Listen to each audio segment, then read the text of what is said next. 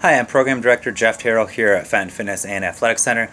And today I just want to talk real quick, a few minutes about binge eating or getting control of your eating. I had a conversation with one of our nutrition coaching clients the other day. Not the first time I've had this conversation, and I surely won't be the last. And the theme of the conversation usually tends to be that, what do I do about nighttime eating or weekend eating, or I just keep wanting to snack or keep wanting to eat stuff. I keep screwing up my diet or messing up, and the theme of that conversation usually is that they're feeling that they're eating bad foods they shouldn't be eating and things of that nature.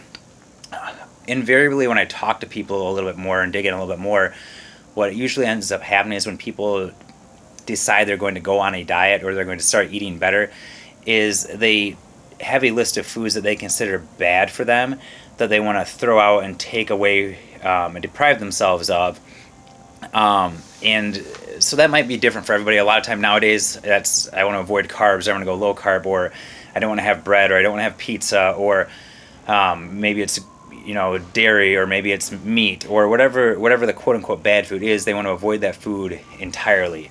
What oftentimes ends up happening in those situations is when we feel deprived, is we dwell on that food and we think about it way too much. I've got 4 small kids. Anybody that has kids probably can relate.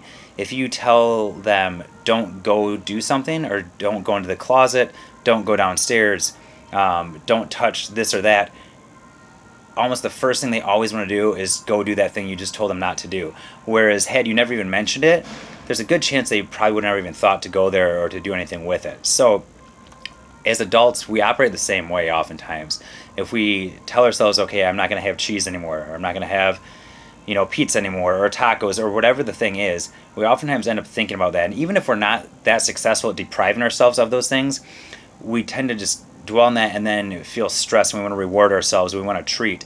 I think a much better approach is to just be reasonable with our eating, to try to focus on eating good, wholesome foods and making sure we're getting enough basic nutrients like good lean protein sources, fruits and vegetables, water. Try to nourish our body with those things. Trying to be mindful when we're eating slow, eating until we're satisfied but not stuffed.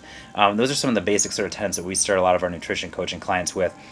And I think you'll find that you're much more successful if you give yourself some wiggle room. And if you want pizza, if you get pizza, maybe make some reasonable alterations, like thin crust instead of deep dish, or add a couple veggies, or take off a fatty meat. Simple changes, but you're still getting that pizza that you want. Being reasonable when you have it, having 1 or 2 slices as opposed to 3 or 4 slices. You won't have that sense of deprivation in your day-to-day life.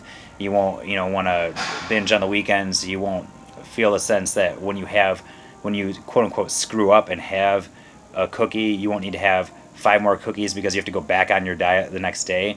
I think that's a much better and more reasonable approach. So think about that. See if maybe that's what's going on with your nutrition and what you might be struggling with. If you have questions, feel free to post a comment and let us know. Thanks.